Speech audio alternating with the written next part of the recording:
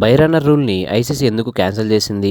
ఒకప్పుడు క్రికెట్‌లో అనుమతించిన ఈ నియమాన్ని ఇప్పుడు ఐసీసీ పూర్తిగా ఎందుకు తొలగించిందో ఈ వీడియోలో తెలుసుకుందాం. అసలు బై రన్నర్ అంటే ఎవరు? మనం గల్లీ క్రికెట్‌లో చూస్తుంటాం. ఎవరైనా గాయపడితే లేదా పరిగెత్తలేకపోతే మనిషి లావుగుంటే మనం వేరే మనిషిని పెట్టుకుంటాం పరిగెత్తేదానికి. సో, క్రికెట్‌లో కూడా సేమ్ ఇలానే. ఐసీసీ బై రన్నర్‌ని ఎందుకు తొలగించింది ఈ వీడియోలో తెలుసుకుందాం. నెంబర్ 1 అన్యాయ ప్రయోజనం. కొంతమంది బ్యాట్స్మెన్లు గాయపడకపోయిన రన్నర్ కోసం ప్రయత్నించేవారని విమర్శలు వచ్చాయి. నెంబర్ 2 అంపైర్లకు ఇబ్బంది. ఎవరు ఎక్కడున్నారు, రన్అట్ ఎవరికి వర్తిస్తుంది వంటి విషయాలు గందరగోళం ఏర్పడేది. నెంబర్ 3 ఫిట్నెస్ ప్రాధాన్యత.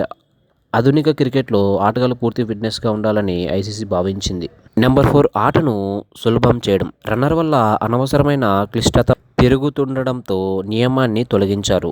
దీన్ని ఐసీసీ 2011 అక్టోబర్ నుండి బై రన్నర్ నియమాన్ని అధికారంగా రద్దు చేసింది.